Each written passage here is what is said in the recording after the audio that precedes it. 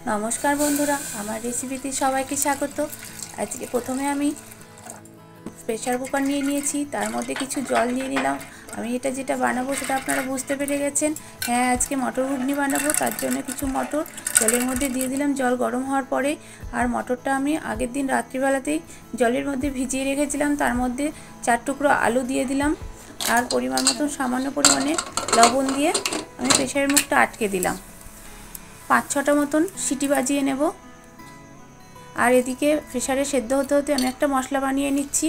मशलाटार मध्य दारचिनी, एलाच, जिरे, आदा, रसुन और पेঁয়াজ और किछु टमेटो दिए आमी एटा मशलाटा बानिये नेब। और किछु लंका। आमरा प्रत्येकेई घुगनी खेते भालोबासि। लुचि, मुड़ी, परोटा सकलेर संगे घुगनी बेश जमे जाय। এবার আমি এটা পেস্ট করে নেব।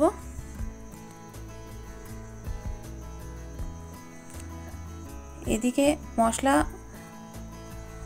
বানিয়ে নিচ্ছি। তারপরে আমি দেখে নেব যে আমার ঘুগনিটা কেমন সেদ্ধ হয়েছে। এদিকে মটরটাও সেদ্ধ হয়ে গেছে, খুব সুন্দর সেদ্ধ হয়েছে। একদম গলে গেলেও খেতে ভালো লাগে না, বেশ মোটা মোটা দানা দানা হয়ে থাকলেই ভালো লাগে। এবার আমি মটরটা একটা পাত্রে ঢেলে নিচ্ছি।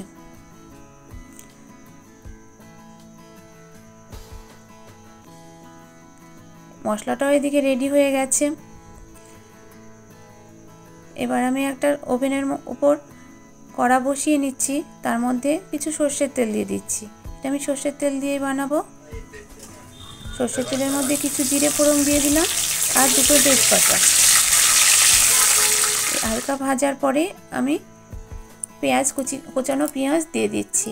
কিছু পেঁয়াজ আমি পেস্ট করে নিয়েছি আর কিছু কুচানো পেঁয়াজ লাল লাল করে ভেজে নিচ্ছি।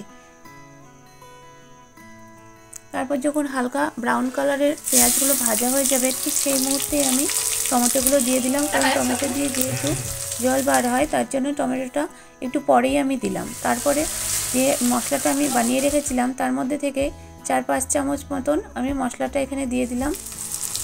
আর কিছু মিট মশলা এখানে আমি ব্যবহার করেছি। আর কিছু ধনে গুঁড়ো দিয়েছি। আর এই আলুটা আমি ম্যাশ করে দিলাম, যেহেতু আলুটা খুব মোটা মোটা হয়েছিল। সেদ্ধ করা আলুটাই হাত দিয়ে আমি ম্যাশ করে দিয়ে মশলার সঙ্গে ভালো করে কষিয়ে নিচ্ছি। ভালো করে কষানো হয়ে গেলেই যে মটরটা ছিল সেদ্ধ করা মটরটা আমি ঢেলে দিয়ে মশলা আর মটর একসঙ্গে ভালো করে কষিয়ে নিচ্ছি। সামান্য পরিমাণে কষানো হয়ে গেলেই আমি পরিমাণ মতন হলুদ আর লবণ দিয়ে দেব স্বাদ মতন। তারপরে আরেকটু ভালো করে নাড়াচাড়া করে নিয়ে কষিয়ে নিয়ে আমি পরিমাণ মতন জল দিয়ে দেব। জল দেওয়ার পরে 10-15 মিনিট মতন ফুটিয়ে নেব। দেখতে পাচ্ছেন খুব সুন্দর একটা কালার এসেছে। এবার ঠিক আগের মুহূর্তে নামানোর আগের মধ্যে আমার ঘুগনিটা প্রায় রেডি হয়ে গেছে। তখনই আমি ধনেপাতা উপর দিয়ে ছড়িয়ে দেবো। ধনেপাতা একটা সুন্দর স্বাদ আনে আর একটা খুব সুন্দর সেন্টও নিয়ে আসে, যেটা ঘুগনির স্বাদ আরও বহুগুণে বাড়িয়ে দেয়।